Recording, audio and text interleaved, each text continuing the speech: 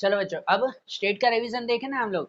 तो स्टेट के रिवीजन में आज हमें क्या देखना है, तो लेस्पीरीज, पेस्चीज और फिशर इंडेक्स नंबर की मेथड समझनी है, ठीक है ना। इंडेक्स नंबर बाय फार्मूला जब हम फाइंड करते हैं तो इनके थ्रू फाइंड करते हैं कि भाई लेस्पीरीज इंडेक्स नंबर जो डिपेंड होता है किसके ऊपर, तो वो डिपेंड होता है क्वांटिटी ऑफ बेस ईयर के ऊपर, क्वांटिटी ऑफ बेस ईयर उसके ऊपर डिपेंड होता है, नोट कर लेना। पेस्चीज इंडेक्स नंबर ये किस पे डिपेंड होता है, तो क्वांटिटी ऑफ करंट ईयर की क्वांटिटी पे डिपेंड होता है। और फिशर इंडेक्स नंबर वो दोनों पे डिपेंड होता है, उसमें बेस ईयर और करंट ईयर की क्वांटिटी दोनों काउंट किए जाते हैं। इसी वजह से फिशर इंडेक्स नंबर को हम लोग आइडियल इंडेक्स नंबर कहते हैं, सबसे बेस्ट इंडेक्स नंबर उसके थ्रू फाइंड किया जाता है। और फार्मूला भी वैसे ही है ना, पहले अगर फार्मूला ही देख लें हम लोग, तो लेस्पीरीज इंडेक्स नंबर की जो है वो फार्मूला आती है हमारी कि sigma P1Q0 sigma P0Q0 into 100। ये फार्मूला आती है ना लेस्पीरीज के लिए कि sigma P1Q0 upon sigma P0Q0 multiply 100। Simple ये फार्मूला कैसे याद रखते हैं, आपको नॉर्मल इंडेक्स नंबर की फार्मूला तो पता है ना कि नॉर्मल इंडेक्स नंबर की फार्मूला हम लोग लिखते हैं कौन सी, P1 upon P0 multiply 100। Normal formula यही ना, P1 अपॉन P0 मल्टीप्लाई 100। और अभी बताया कि लेस्पीरीज जो है वो इंडेक्स नंबर किसके ऊपर डिपेंड है, तो quantity of base year. Quantity of base year मतलब हम किसे कहते हैं, Q0 को कहते हैं, Q0 को कहते हैं ना क्वांटिटी ऑफ बेस ईयर, उसके ऊपर डिपेंड है। इसीलिए फार्मूला में दोनों में ऐड किया जाता है क्या, Q0। P1 अपॉन P0 तो रहता ही है, Q0 ऐड हो जाएगा, मतलब सिग्मा P1Q0 और सिग्मा P0Q0 इंटू 100 के ये लेस्पीरीज इंडेक्स नंबर की फार्मूला। आईपी जो पेस्चीज इंडेक्स नंबर फाइंड करते हैं तो उसके लिए वही फार्मूला आती है कि sigma P1Q1 upon sigma P0Q1 into 100। तो इसके लिए भी ये रहता है ना कि भाई P1 अपॉन P0 वो तो रहेगा ही, P1 अपॉन P0 तो रहेगा ही, साथ में जो है वो क्या Q1 ऐड करना है कि quantity of current year, Paasche's index number उसके ऊपर डिपेंड है। और फिशर इंडेक्स नंबर में जो है वो दोनों आते हैं कि फिशर इंडेक्स नंबर के अगर काउंट करें तो उसमें काउंट होता है ना IL इंटू IF के Laspeyres index number multiply Laspeyres index number multiply Paasche's index number IL into IP, बराबर। ये फिशर इंडेक्स नंबर के। या फिर अगर फिशर इंडेक्स नंबर की डायरेक्ट फार्मूला भी करनी हो तो डायरेक्ट फार्मूला कुछ ऐसे आती है कि sigma P1Q0 upon sigma P0Q0 into sigma P1Q1 upon sigma P0Q1 multiply by 100। 100 root के बाहर है, ये अंदर है, ये दोनों इसी की फार्मूला है ना, IL और IP की, बराबर ना। तो वो दोनों फार्मूला अंदर, 100 रूट के बाहर है वो, है कि नहीं। फिशर इंडेक्स नंबर भी ऐसे काउंट या ऐसे या इस मेथड से काउंट कर सकते हैं। तो आज जो इस मेथड के हमें इलस्ट्रेशन और सम्स देखना है ना, उसके बारे में अगर समझे तो जैसे पहले हमें इलस्ट्रेशन 12th देखना है, 12th वाला इलस्ट्रेशन मैंने यहाँ पे लिखा है। देखो मैं काउंट नहीं कर रहा हूँ, जो उसके लॉजिक है वो बता रहा हूँ, बाकी मल्टीप्लाई तो आप कैलकुलेटर से करोगे उसमें, ठीक है ना, और टेक्स्ट बुक में ऑलमोस्ट दिए भी हुए हैं। आपका 12th वाला इलस्ट्रेशन सिंपल है। आपको ध्यान है कि जब हम इस मेथड के क्वेश्चंस करते हैं, आपको बोर्ड में 5 मार्क के इसके क्वेश्चंस आते हैं, और इस क्वेश्चन में ऑलमोस्ट आते हैं यूनिट चेंज वाले क्वेश्चंस कि जिसमें यूनिट चेंज करना हो वैसा, बराबर। और 12th वाले इलस्ट्रेशन में कोई यूनिट चेंजिंग का नहीं है। उसमें जैसे 12th इलस्ट्रेशन की बात करें तो इसमें दिया ना पेस्चीज, लेस्पीरीज और फिशर इंडेक्स नंबर हमें फाइंड करना है। तो उसके लिए यहाँ पर आइटम दिए हुए हैं, राइस, मिल्क, ब्रेड और बनाना। यूनिट दिए हुए हैं उसके केजी, लीटर, केजी और डजन में। और उसके बाद ईयर 2016 का प्राइस और क्वांटिटी है, फिर ईयर 2015 का प्राइस और क्वांटिटी है। तो 2016 और 15 दिए हुए, तो 2016 हमारा करंट ईयर हो गया और 15 पुराना है वो हमारा बेस ईयर हो गया। तो अगर करंट ईयर हो गया तो 2016 का प्राइस और क्वांटिटी है, उसे हम लोग क्या नाम देंगे, P1 और Q1, P1 एंड Q1, बराबर ना। ये प्राइस और क्वांटिटी के लिए, समझ आ रही है बात है। ये खाली ध्यान में रखते हैं कि P1 P0 Q1 Q0 ये गलत जगह पे ना हो। करंट ईयर का प्राइस और क्वांटिटी, तो करंट ईयर का प्राइस वो P1 उसकी वैल्यू दी गई है, कि करंट ईयर की क्वांटिटी वो Q1 वो भी दिया हुआ है। फिर बेस ईयर का जो है वो प्राइस 2015 का प्राइस वो P0 वो दिया हुआ है, और 2015 की क्वांटिटी है वो Q0 वो भी दी गई है। तो अगर डायरेक्टली सब दिए हुए हैं तो सीधी फार्मूला ही ना, हमें पहले फार्मूला याद हो जानी चाहिए, नहीं तो रफ में लिख दिया करो कि भाई ये सब फार्मूला है और इनके हिसाब से वैल्यू ढूंढते हैं। भाई जैसे पहला आता है हमारा P1Q0 और P0Q0, तो यहाँ पे हम ढूंढते हैं ना कि P1Q0 और उसके साथ जो है वो P0Q0, P1Q0 मतलब ये P1 और ये Q0 का मल्टीप्लाई करके यहाँ पे लिखेंगे, और P0Q0 में ये P0 और Q0 का मल्टीप्लाई करके यहाँ लिखेंगे, उनका टोटल वो यहाँ पे रखा जाएगा फिर फॉर्मूला में, ठीक है ना, वो स्टेप बता रहा हूँ। फिर उसके बाद इसमें अगर देखें तो P1Q1 एंड P0Q1, तो भाई P1Q1 ढूंढेंगे यहाँ पे एक फॉर्मूला के हिसाब से जो चाहिए P1Q1, और साथ में चाहिए हमें P0Q1। तो P1Q1 ये P1 और Q1 का मल्टीप्लाई, और P0Q1 वो P0 और Q1 का मल्टीप्लाई, बराबर ना, उनका मल्टीप्लाई यहाँ पे लिखते जाएंगे, फिर उनका टोटल भी वो यहाँ सिग्मा में आएगा, बराबर। तो यहाँ जो चार वैल्यू मिलेगी वो चार वैल्यू यहाँ पे रखेंगे ना कि P1Q0 एंड P0Q0, वो यहाँ पे वैल्यू रखी जाएगी मल्टीप्लाई 100, इसका आंसर। फिर ये P1Q1 एंड P0Q1 वो यहाँ वैल्यू रखी जाएगी मल्टीप्लाई 100, तो इसका आंसर। और ये दोनों का जो आंसर आएगा उसको यहाँ ऐसे रूट में रखेंगे तो हमें ये मिलेगा, फिशर इंडेक्स नंबर मिलेगा। ऐसे ही ढूंढते हैं कि नहीं। 12th वाला इलस्ट्रेशन सिंपल है, आप लोग ट्राई करो, अगर हो चुका है बहुत अच्छी तरह से आ रहा है तो एक बार देख लो उसे। 12th वाला इलस्ट्रेशन वैसे ही एक्सरसाइज 1.3 में थर्ड वाला क्वेश्चन है, वो दोनों सेम है कि जिसमें डायरेक्ट वैल्यू रखनी है। अब जो यूनिट चेंज वाले क्वेश्चन आते हैं उसे एक बार समझ ले, जैसे हमारा 13th वाला इलस्ट्रेशन और जो है वो 4 और 5 वाला इलस्ट्रेशन, जो हमारा यूनिट चेंज का इलस्ट्रेशन है, बराबर, वो एक बार हम फटाफट से समझ लें। देखो अब जो 13th वाला इलस्ट्रेशन देखे ना कि 13 में दिया हुआ है कि लेस्पेरिस स्पेशीज और फिशर इंडेक्स नंबर हमें फाइंड करना है, बराबर ना, इनमें ना यूनिट चेंज का टॉपिक है, तो वो टॉपिक ध्यान से समझ लेना। अब देखो 13th वाले में भाई आइटम दिए हुए ABCDEF यूनिट, तो यूनिट में ऐसा होता है कि जब भी हम इंडेक्स नंबर काउंट करते हैं ना तो यूनिट की काउंटिंग हमेशा 1 यूनिट के हिसाब से होना चाहिए, किसी भी प्रोडक्ट का जो भी यूनिट हो वो हमेशा 1 में काउंट होना चाहिए। जैसे आइटम ए के लिए, प्रोडक्ट ए के लिए दिया हुआ है 20 kg, मतलब यहाँ पर जो प्राइस और जो क्वांटिटी है ना वो 20 kg के अकॉर्डिंग है, तो लेकिन यूनिट हमेशा 1 kg में, 1 यूनिट में होना चाहिए, बराबर ना, कभी ये 20 में नहीं। अरे बात ध्यान, तो 20 kg ने 1 kg, यहाँ पे यूनिट क्या लिखेंगे हम, 1 kg। और जब हम यूनिट चेंज करते हैं ना तो उसके हिसाब से प्राइस और क्वांटिटी में भी देखना पड़ता है।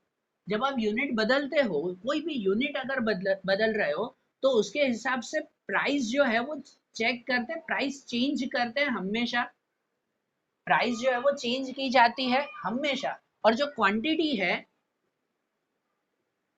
क्वांटिटी वो चेक करते हैं कि अगर नेसेसरी हो, अगर नेसेसरी हो तो चेंज करेंगे। फिर से बोल रहा हूँ कि जब भी आप यूनिट बदल रहे हो तो यूनिट बदलने के हिसाब से प्राइस चेंज करते ही हैं, और क्वांटिटी चेक करते हैं कि वो एज पर यूनिट है कि नहीं, वो यूनिट के हिसाब से है कि नहीं क्वांटिटी, बराबर, वो चेक किया जाता है। अगर नहीं है तो उसमें बदलाव लाएंगे, नहीं तो नहीं। अरे बात ध्यान, तो देखो ऐसे जब क्वेश्चन हो ना तो क्वेश्चन में हमेशा पहले एक एक प्रोडक्ट करके कंप्लीट करो, पहले ऐसे नहीं, ऐसे जो है वो लाइन में जाओ। चलो उससे पहले हम लोग P1Q0 P0Q0 क्या दिया हुआ है वो समझ ले, कि देखो यहाँ पर जो है वो प्राइस दी गई है 2015 और 16 की, और क्वांटिटी है 2015 और 16 का।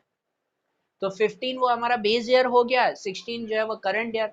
तो पहले दोनों प्राइस ही दी गई है 15 और 16 की, तो इसका मतलब वो प्राइस है हमारे P0 और P1 के लिए, और उसके बाद क्वांटिटी दी गई है 15 और 16 की, तो वो क्वांटिटी हो जाएगी Q0 और Q1 के लिए।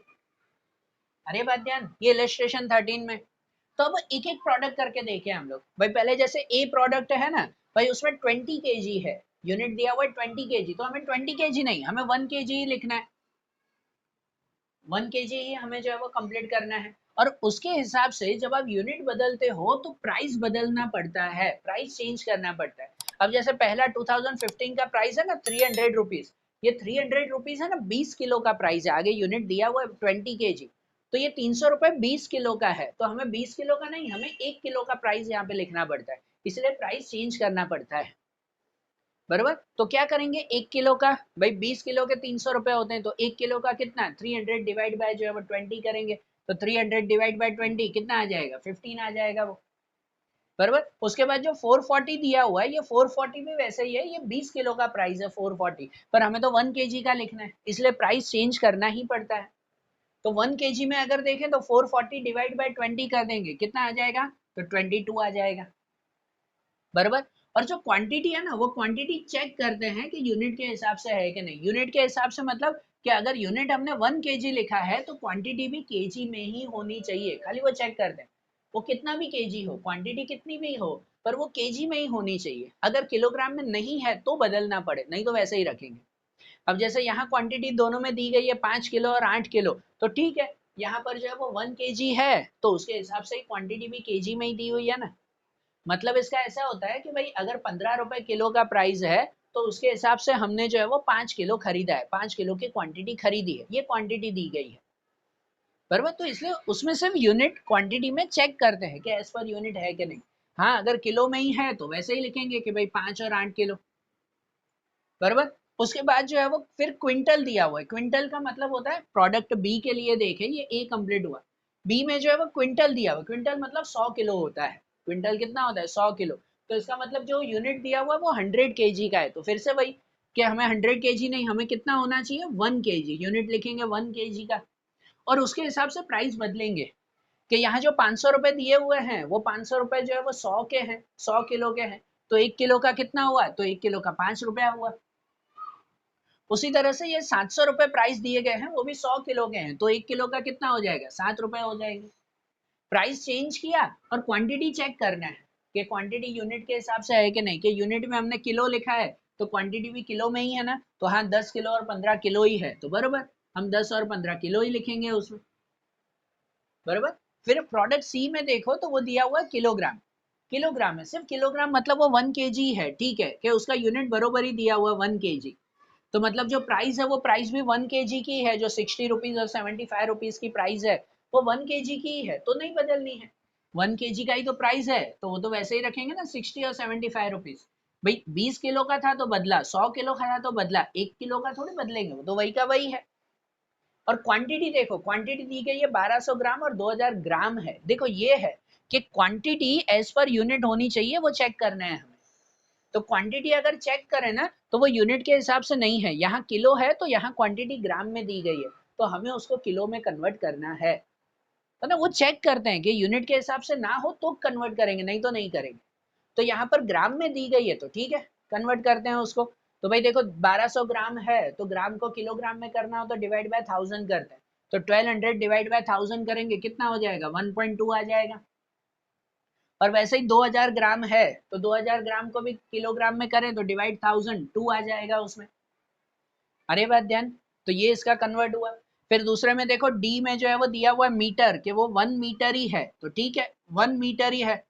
अगर एक में ही है तो प्राइस बदलने की जरूरत नहीं है, जो 14.25 और 15 दिया हुआ है वो वैसे का वैसा ही प्राइस में रखे ना, कि 14.25 एंड 15 का दिया हुआ है वो सेम ही रखते हैं उसमें। अरे बात ध्यान, और क्वांटिटी भी चेक करते हैं कि उसके हिसाब से है कि नहीं, तो हाँ उसी के हिसाब से है, 15 दिया हुआ है कि ये 15 और 25 दिया हुआ है, क्वांटिटी मीटर में ही है, वो चेक कर लिया हमने क्वांटिटी। फिर ई की बात करें तो ई में जो है वो लीटर में दिया हुआ है 1 लीटर, तो ठीक है 1 लीटर ही है तो इसका मतलब प्राइस वो 1 का ही है, नहीं बदलना। तो भाई यहाँ पर 32 रुपीज लीटर लिखेंगे और 36 रुपीज लीटर लिखेंगे, वो वही का वही है। और क्वांटिटी भी देखते हैं तो क्वांटिटी चेक करते हैं एज पर यूनिट, मतलब लीटर में ही है कि नहीं, तो हाँ क्वांटिटी भी लीटर में ही है 18 और 30, तो वही 18 और 30 लिखेंगे बराबर। और एफ में अगर देखें तो वो डजन दिया हुआ है। हाँ अब ये एक चीज है कि जब डजन आता है ना तो उसमें दो बातें रहती है, दो तरह से जो है वो आप लोग सम कर सकते हो, या तो उसको एक डजन के हिसाब से ही प्राइस देखो और क्वांटिटी को भी डजन में कन्वर्ट करो बरोबर। डजन मतलब 12 पीस होते हैं ना, तो आप प्राइस भी अगर डजन में ही ले रहे हो, जैसे 1 मीटर 1 kg, यहाँ पे भी 1 डजन तो भी चलेगा कि प्राइस 1 डजन, तो यहाँ पर भी जो है वो पीस में नहीं तो फिर डजन में करेंगे, यहाँ जो पीस दिया हुआ है उसको डजन में कन्वर्ट कर दो डिवाइड 12 करके, ऐसे भी कर सकते हो। या तो फिर आप लोग जो है वो यहाँ पर डजन की जगह पर पीस लिख दो, तो भाई 1 पीस करके लिखेंगे हम लोग, डजन मतलब 12 पीस हो जाते हैं, तो हम लोग यहाँ पे यूनिट कितना लिखेंगे 1 पीस। मैं स्टूडेंट को सजेस्ट करता हूँ कि ऑलमोस्ट इसके हिसाब से ही चलो कि 1 पीस लेके चलना है, डजन में मत रखो, काफी कंफ्यूजन होती है, इससे अच्छा पीस में रखो उसे बराबर 1 पीस। तो यहाँ फिर प्राइस बदलेंगे, हमने यूनिट बदला तो प्राइस तो चेंज करना ही पड़ेगा ना कंपलसरी। तो यहाँ जो प्राइस दिया हुआ ना 30 और 36 रुपीज, ये जो है वो डजन का प्राइस है, मतलब 30 रुपीज एक डजन का, तो एक नंग का एक पीस का कितना तो 30 डिवाइड बाय 12 करेंगे, कितना हो जाएगा 2.5। और ये जो 36 रुपीज है वो भी जो है वो पूरे डजन का है, तो एक पीस का कितना हो जाएगा, तो वो 3 रुपीज हो जाएगा, उसमें प्राइस बदला ना। और क्वांटिटी चेक करते हैं कि वो यूनिट के हिसाब से है कि नहीं, कि क्वांटिटी जो है वो यूनिट मतलब पीस में ही दी गई है ना, तो हाँ पीस में ही दी गई है, 8 एंड 10 पीस वो सेम। तो ये चेंज हुआ ना हमारा, बराबर। अब ये चेंज हुआ तो इसके हिसाब से ये जब चेंज हो जाए ना प्रॉपरली, इसी के ही मेन मार्किंग है, उसके बाद तो खाली काउंटिंग करनी। ये जगह सब जो है वो चेंज हो गए, तो अब बस सिर्फ फॉर्मूला के हिसाब से यहाँ पे ढूंढो। आगे फिर से जो है वो वही ढूंढते हैं कि भाई P0Q1 के P1Q0, भले कैसे भी लाइन वाइज भी अगर ढूंढो कि P1Q0 P0Q0, फिर जो है वो P1Q1 एंड P0Q1, यही चारों वैल्यू ढूंढ के फिर से तीनों फार्मूला में रखेंगे, करेंगे ना ऐसे। समझ आ रहा है 13th वाला ये इलस्ट्रेशन, चेंजेस समझ में आया ना। फिर से वही बात, अगर नहीं समझ में आ रहा है तो मुझे कमेंट में लिखो कि सर ये टॉपिक जो है वो नहीं ध्यान आया, तो मैं मैसेज लिख कर जो है वो ट्राई करूंगा उसे फिर से समझाने की। ओके, तो चलो इसे जो है वो नोट कर लो। तो वैसे ही फटाफट से क्वेश्चन नंबर 4 और 5 भी देखते हैं, वो एक ही मेथड का ना, इसलिए वो साथ में करवा रहा हूँ। एक्सरसाइज 1.3 का 4 और 5 क्वेश्चन ऐसे यूनिट चेंज का है, बरोबर ना। देख लो एक बार फटाफट से, देखो अब एक्सरसाइज 1.3 का फोर्थ वाला क्वेश्चन, तो फोर्थ वाले में भी वैसे ही ये दिया हुआ है ना कि भाई यहाँ पर प्रोडक्ट दिए हुए हैं A B C D, ठीक है। और उसके अकॉर्डिंग जो प्राइस और क्वांटिटी यहाँ पर दी गई है, इसमें भी वैसे ही कि 2014 एंड 15 है, तो 2014 और 15 का पहले प्राइस दिया हुआ है, तो प्राइस मतलब वो P0 और P1 कहलाया ना, 14 बेस ईयर हुआ, 15 हुआ हमारा करंट ईयर, और Q0 Q1 हो गया हमारा ये क्वांटिटी बेस ईयर और करंट ईयर की, ये दिया हुआ है। और यूनिट में देखो, यूनिट में चेंज करना है, तो यूनिट में जैसे पहले प्रोडक्ट ए की बात करें, आगे यूनिट दिया हुआ है 20 kg का, अभी मैंने बताया कि यहाँ पर 1 kg का सब होना चाहिए, तो यूनिट बदलना पड़ेगा ना। मतलब यहाँ पे जो प्राइस दी गई है वो 20 किलो के हिसाब से है, हमें 1 किलो की लिखनी है उसमें, तो भाई यहाँ पर यूनिट लिखेंगे हम लोग 1 kg, और उसके हिसाब से वही प्राइस चेंज क्वांटिटी चेक, ऐसे करेंगे। तो भाई प्राइस चेंज करें कि यहाँ पर प्राइस पहले दिया हुआ 80 रुपीज, वो 80 रुपीज 20 किलो का प्राइस है, तो 1 किलो का कितना हो जाएगा हमारा 4 रुपए हो जाएंगे, डिवाइड बाय 20 करेंगे ना उसे। कि फिर उसके बाद जो 120 रुपीज प्राइस है, वो 120 रुपीज प्राइस 20 किलो का, तो 1 किलो का कितना हो जाएगा 6 रुपए हो जाएगा, उसको चेंज करेंगे ना, बराबर। और क्वांटिटी चेंज नहीं, क्वांटिटी चेक करते हैं कि भाई यहाँ 1 kg लिखा है, तो ये भी दोनों क्वांटिटी केजी में ही है ना, तो हाँ 5 kg और 7 kg दोनों केजी में ही है, 5 और 7। ओके, फिर सेकंड में है कि भाई केजी, सिर्फ केजी दिया हुआ है, मतलब वो 1 kg ही दिया हुआ है, तो ठीक है वो 1 kg है, तो प्राइस भी मतलब 1 kg का ही रहेगा। जो 20 और 24 दिया हुआ वो 1 kg का ही प्राइस है, तो वो 20 एंड 24 वही प्राइस, वही क्वांटिटी चेक करते हैं कि वो केजी में है कि नहीं, तो क्वांटिटी ग्राम में है 2400 ग्राम और 4000 ग्राम, तो उसको फिर हमें क्या करना पड़ेगा, उसको उसके हिसाब से किलोग्राम में करना पड़ेगा ना, कि अगर यूनिट 1 kg है तो ये भी केजी में ही चाहिए, तो उसको डिवाइड 1000 करेंगे, 2400 है उसको डिवाइड बाय 1000 करेंगे किलो में कन्वर्ट करने के लिए, तो 2.4 हो जाएगा।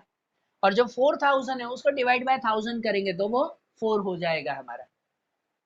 अरे बात ध्यान, अब उसके हिसाब से यहाँ पे सी में अगर देखें तो वो दिया हुआ है क्विंटल, वैसे भाई कि क्विंटल मतलब कि 100 किलो होता है, कि यहाँ जो प्राइस दी गई है वो 100 किलो की प्राइस है, तो इसका मतलब यहाँ पर हम 1 kg लिखेंगे और प्राइस चेंज करेंगे, बरोबर ना, यूनिट तो 1 का ही होना चाहिए ना, क्विंटल 100 किलो का नहीं। तो यहाँ जो प्राइस जो 2000 रुपए दिए गए हैं ना, वो 100 किलो की प्राइस है, तो 1 किलो की प्राइस कितनी हो जाएगी, 1 किलो की प्राइस 20 रुपए हो जाएगी, डिवाइड बाय 100।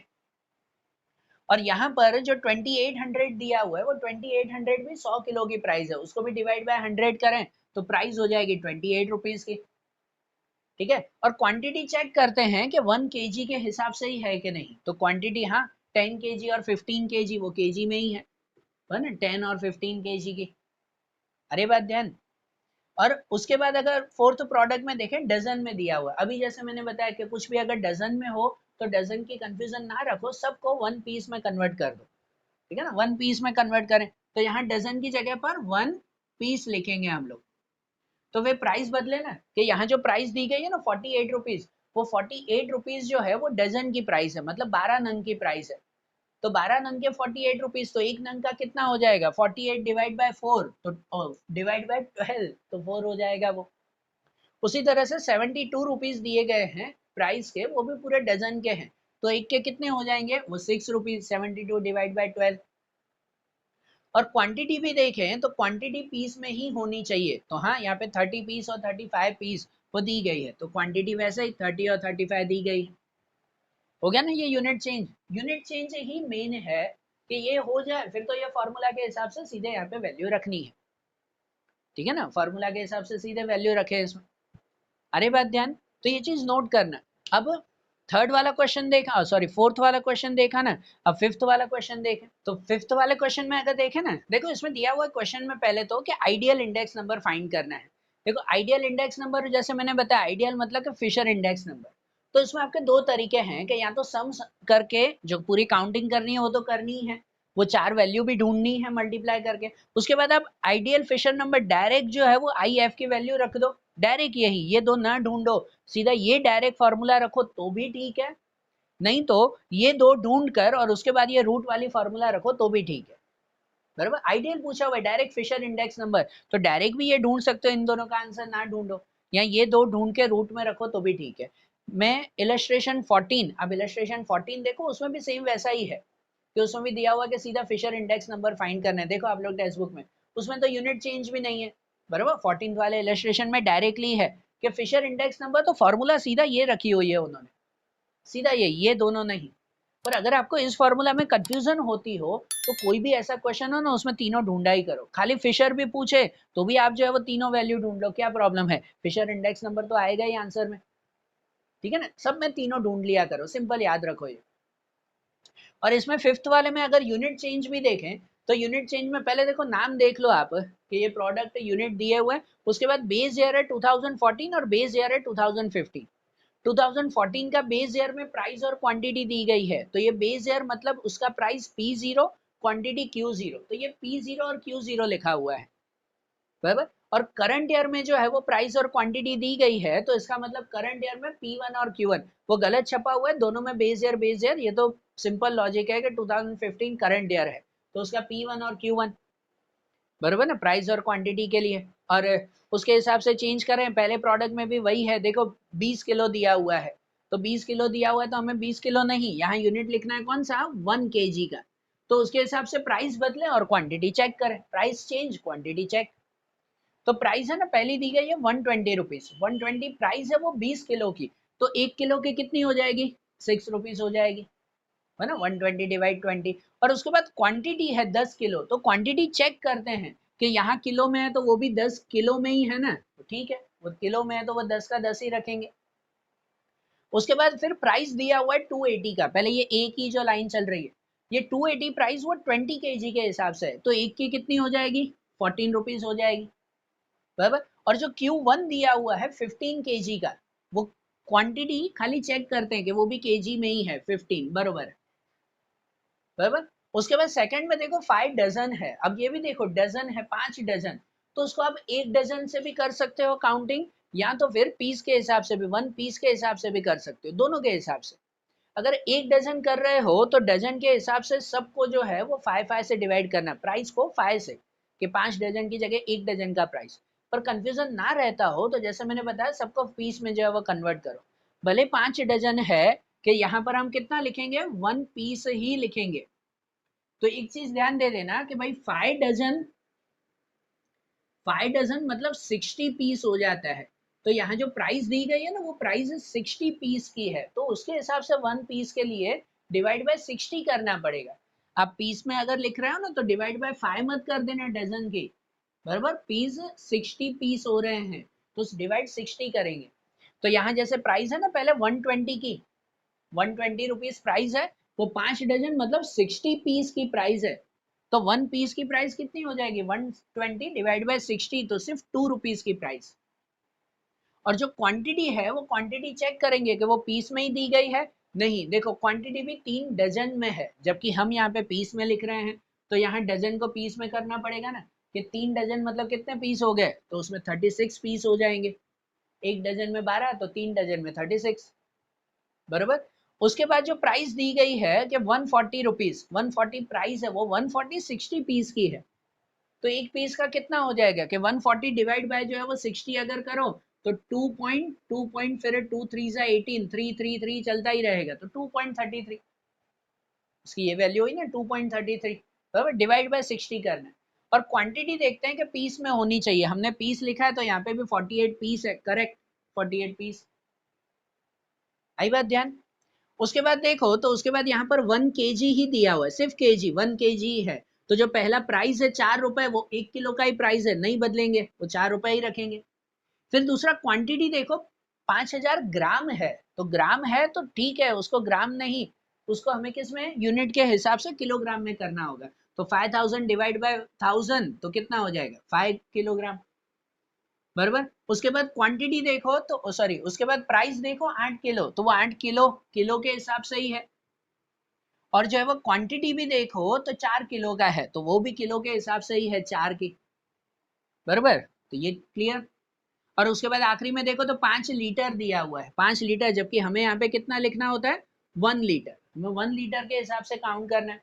तो यहाँ जो पहले प्राइस है ना 52 रुपीज, वो 52 रुपीज जो है वो 5 लीटर का प्राइस है, तो उसको 1 लीटर में 52 डिवाइड बाय 5 करेंगे, कितना हो जाएगा 10.4, 10.4 हो जाएगा ना, डिवाइड बाय 5 उसे करें तो। और क्वांटिटी देखो वो लीटर में ही होनी चाहिए, भाई 15 लीटर है तो लीटर बरोबर है ना, यहाँ पे भी लीटर, यहाँ पे भी लीटर। उसके बाद जो दिया हुआ है कि प्राइस 58 रुपीज, तो 58 रुपीज वो भी 5 लीटर का है, तो डिवाइड बाय 5 करना पड़ेगा, प्राइस को चेंज करेंगे ना, 58 डिवाइड बाय 5 तो 11.3 है ना, 11.36 सॉरी 11.658 है। और क्वांटिटी अगर देखें तो क्वांटिटी 20 लीटर, हाँ वो लीटर के हिसाब से ही है, तो ये हुआ ना चेंज, बराबर ना, ये सब वैल्यू चेंज हुई ना। अब उसके हिसाब से आगे हम लोग ढूंढे, बराबर, फिर तो फॉर्मूला के हिसाब से फाइंड कर सकते हो ना, फटाफट से देख लो ये। और अब आखिरी ये इलस्ट्रेशन 15 देखें और क्वेश्चन 6, ये दोनों सेम मेथड के हैं, मैं 15 वाला समझा रहा हूँ, 6 वाला आपको ट्राई करना है, बराबर। जल्दी से समझते हैं इलस्ट्रेशन 15। देखो अब जो 15 वाला इलस्ट्रेशन है ना, उसमें खाली चेंज ये है कि यहाँ जो क्वेश्चन में दिया हुआ है ना वो कंजप्शन एंड टोटल एक्सपेंडिचर दिया हुआ है, ये चीज खास ध्यान देना 15 वाले इलस्ट्रेशन और 1.3 का 6 वाला क्वेश्चन, इन दोनों चीजों में ये खास ध्यान देना। 6 वाला क्वेश्चन भी आप देखो भले कि उसमें टोटल एक्सपेंडिचर दिया हुआ है ना, एग्जाम में ये बहुत बार आता है और स्टूडेंट मिस्टेक करके आते हैं कि जब टोटल एक्सपेंडिचर हो तो टोटल एक्सपेंडिचर का मतलब होता है कि वो प्राइस और क्वांटिटी का मल्टीप्लाई कहलाता है, total expenditure equal to price multiply by quantity, उसे अलग से प्राइस या अलग से क्वांटिटी नहीं माननी है, बराबर। एक तो इसमें यूनिट चेंज नहीं आएगा, वो चीज है, पर ये चीज ध्यान में देते हैं कि देखो जो कंजप्शन है, कंजप्शन मतलब क्वांटिटी कहलाता है,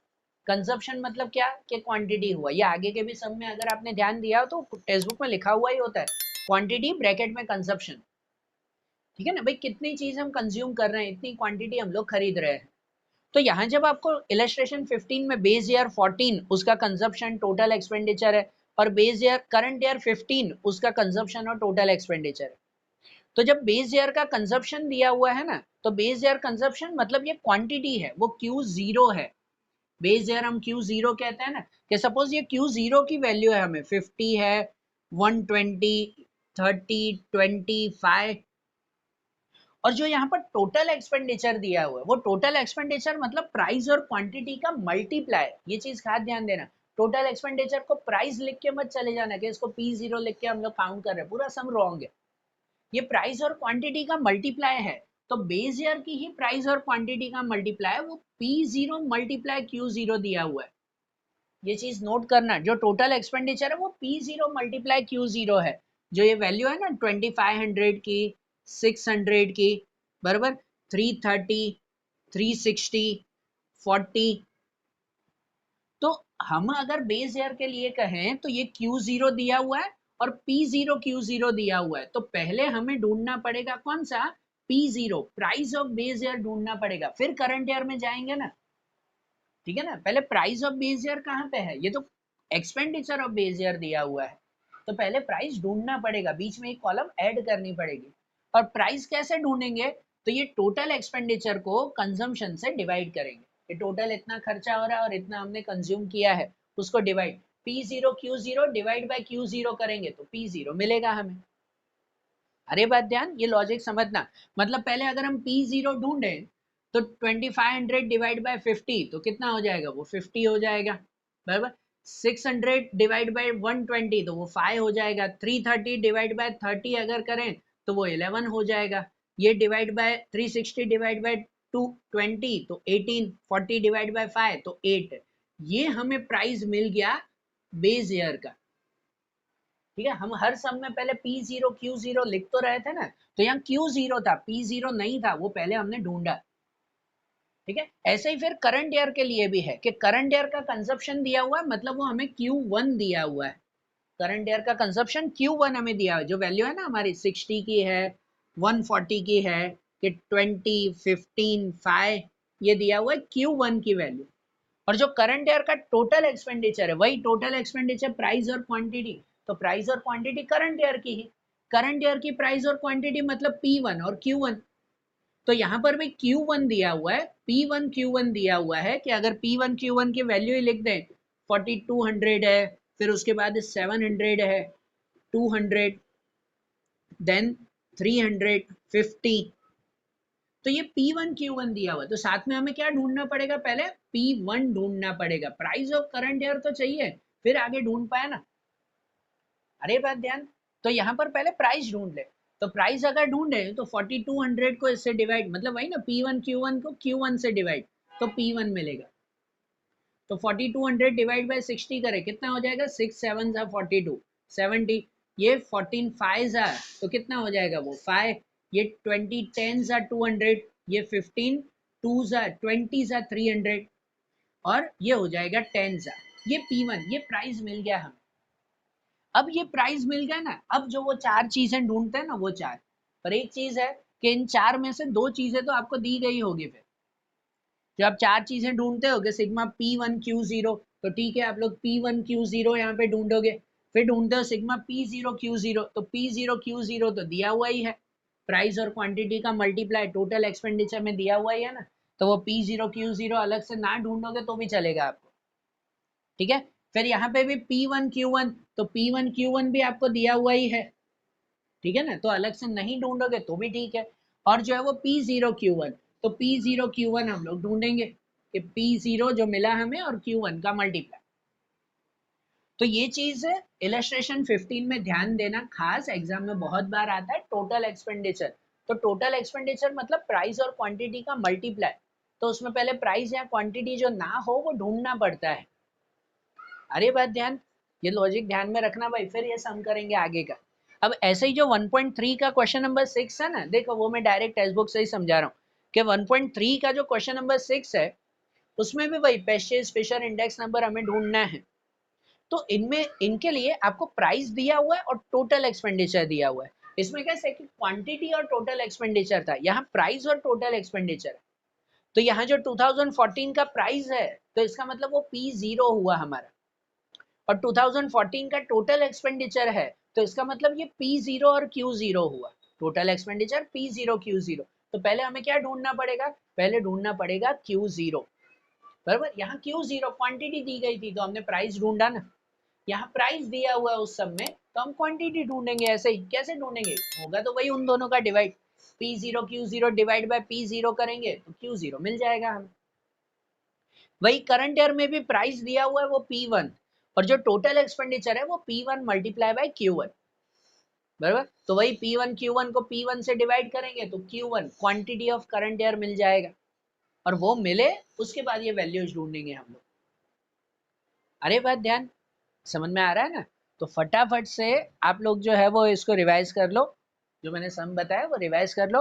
अकाउंट का एक वीडियो में देखा था, अब ये स्टेट का देखा। अब ये जो सब्जेक्ट 1 का अकाउंट है उसका रिवीजन वीडियो मैंने पहले एक बनाया हुआ है, तो इसलिए वही वीडियो मैं जो है वो री अपलोड कर रहा हूँ, ठीक है ना। सॉरी, इतना टाइम नहीं हो, जो नहीं होंगे रिविजन के मैं फिर से करूंगा।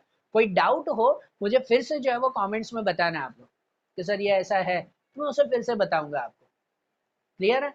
और ये गुजराती हिंदी के भी जो वीडियोस हैं उसमें तो अब रिवीजन कुछ होगा नहीं, इसके ग्रामर का मैं रिवीजन पक्का करवाऊंगा। अभी चैप्टर के वीडियोस देखकर आप लोग क्वेश्चन आंसर्स वगैरह याद करो, ठीक है। तो चलो, डे 1 का जो है वो आज कंप्लीट हुआ। फटाफट से जो है वो मुझे भी बताओ कि इसके हिसाब से हम लोग 50 दिन चलेंगे कि नहीं चलेंगे। बरोबर ना, इसके हिसाब से हमें 50 डेज चलना है कि नहीं चलना है वो मुझे समझावा। ओके, अब ये डे 1 किया ना, अब इसी के हिसाब से हम लोग डे 2 डे 3 डे 4 आगे हम लोग कंटिन्यू चलते रहेंगे। Thank you.